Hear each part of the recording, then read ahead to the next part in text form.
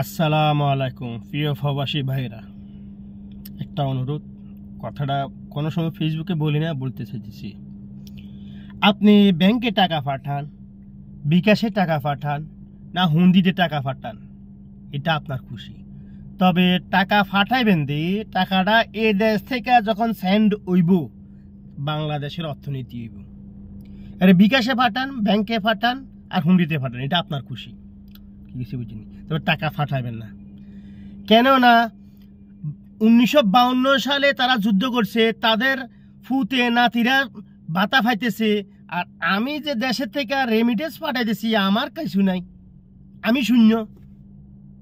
অথচ আমার টাকা দিয়ে দেশের বাংলাদেশ ব্যাংক চলে, বাংলাদেশ বিমান চলে, বাংলাদেশ সরকার চলে, বাংলাদেশের রেল বানায়, বাংলাদেশের রোড বানায়। এটা কি বাংলাদেশ সরকারের পকেট থেকে টাকা দেয়? অসম্ভব কথা।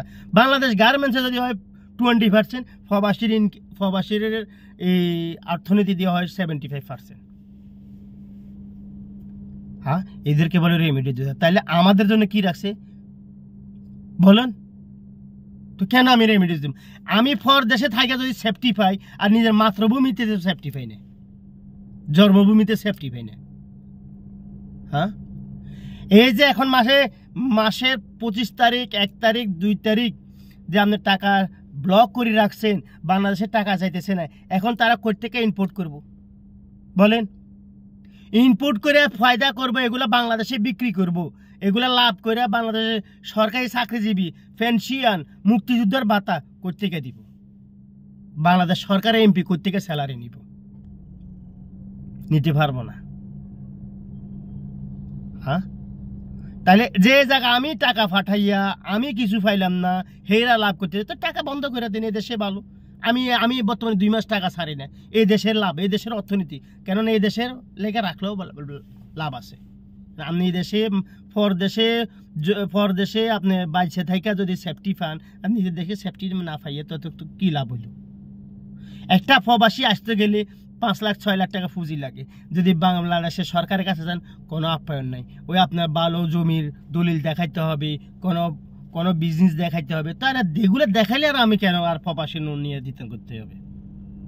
হ্যাঁ, 1971 সালে যুদ্ধ করছে হেরা, আর 2024 সালে তারা মুক্তিযুদ্ধের লোকেরা যদি সরকারিভাবে ঘর পায়, আর আমরা দেশের অর্থনীতির যোগান দিয়া, তাদেরকে স্যালারি দিয়া, আর আমরা কিছু পাই না।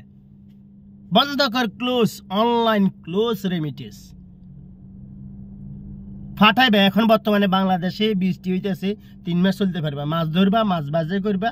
ওই দেশের আদ আছে কোন আছে যে যারা বেগুন করছে, লাশে করছে, সই করছে, ওই হাঁস মুরগি ফালছে, জব করা খাওয়া, মাছ বাজো, এটা ভালো আছে। আর ফাটাইবা 10,000, 15,000, 10,000, 15,000। ওই যে তুমি 1 লক্ষ টাকা, 2 লক্ষ টাকা ছাইরা ব্যাংকের ভিতরে জমা রাখছো, দেশের এগুলা উলট পালট করে প্রধান রপ্তানি হইতে আছে, এই সাঁচার পাইব না। বাংলাদেশের সরকারের যোগান হলে 1 নাম্বার। আমি মাসে 1 লাখ টাকা কামাই, কিছু মাস 50,000 টাকা কামাই, কিছু মাসে 2 লক্ষ টাকা কামাই। এগুলো ব্যাংকে স্টক হয়, ফ্যামিলি নিয়ে 20,000, 30,000 টাকা।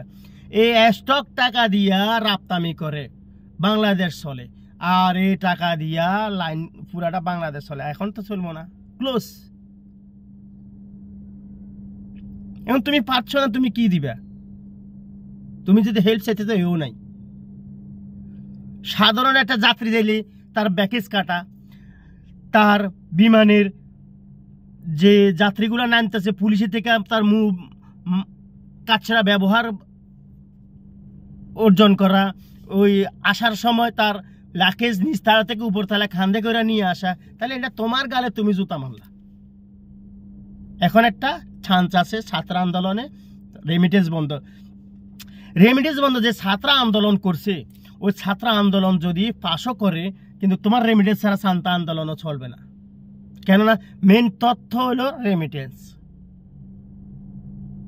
সবগুলা কোটা মানতেছে, রেমিটেন্স এখন না চললে, রেমিটেন্স না দিলে ছাত্র আন্দোলন কি তার কর্মসূচি রাপ্তামি করতে পারবে?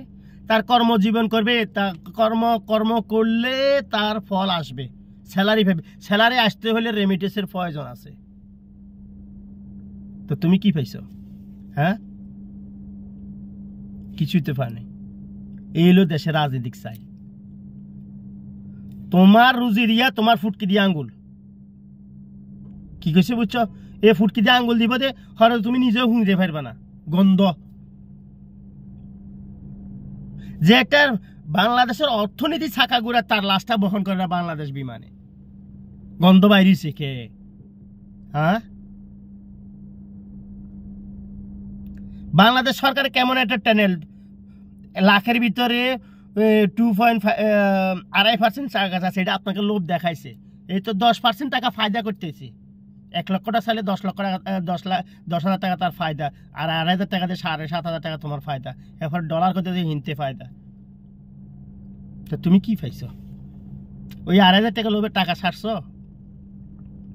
লাভ নাই। এতদিন ছাড়ছি বহু ব্যাংকে টাকা, ব্যাংকে ছাড়া কোনো টাকাই ফাটায়নি, এখন বন্ধ। বন্ধ বলতে আমি এদেশে এখন 2 মাস টাকা ছাড়ি না, নিজের অ্যাকাউন্টে রাখছি। কিন্তু কি দেশের লাভ আছে? আমার এই টাকা এই দেশের ব্যাংকে আমি করতেছি, চলাফেরা করতেছি, সব কিছু করতেছি। যদি আমি ঠিকই 28 তারিখে টাকাটা ছাইড়া দিতাম, এই দেশ থেকে রেমিটেন্স যাইতো গা, এই দেশ থেকে ফায়দাটা চলে যেত, এই দেশের লাভটা চলে যেত, বাংলাদেশের লাভ থাকতো। কিন্তু তুমি লাভ দিয়ে কি লাভ করবা বলো? হ্যাঁ, আজ তুমি প্রবাসে থাকো, একটা ঘর করবা, স্বপ্নের একটা বাড়ি করবা, একটা গাড়ি কিনবা, কিছু সার নাই। যদি একটা লোনের লেগে যাও, তো তুমি বড় দামি কোন জায়গায় আছে, পুকুর আছে, তাহলে তুমি যদি এগুলো দেখায়, যদি দেশের সরকার থেকে যদি লোন আনতে হয়, তাহলে তুমি রেমিডিস পাঠাইয়া লাভ কিতে? ওই এদেশেই থাকো, নিজের টাকা নিজেই খাই, এটা ভালো না বলো? ও মুক্তিযুদ্ধের ফুটনাতিরা হেরা ফালা, এরা যুদ্ধ করছে না, এরা রাতামি করো,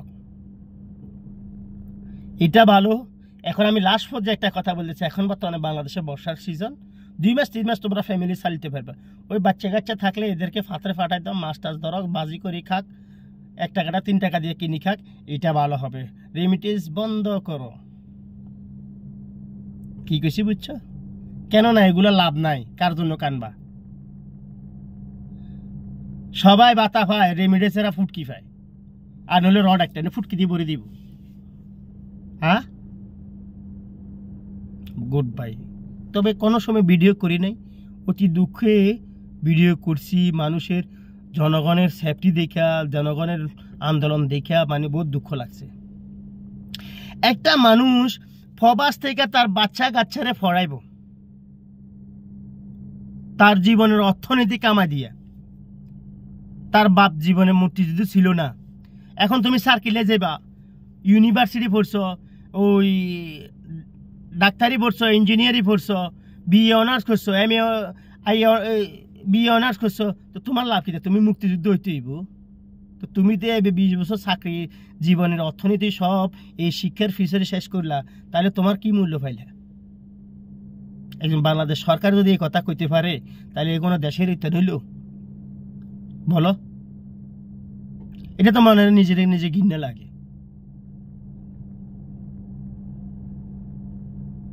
বাংলাদেশ সরকারে এতটুকু বসা ছিল যে তোমরা আসো, কি চাও, যার যে উপযুক্ত তারিতান করা।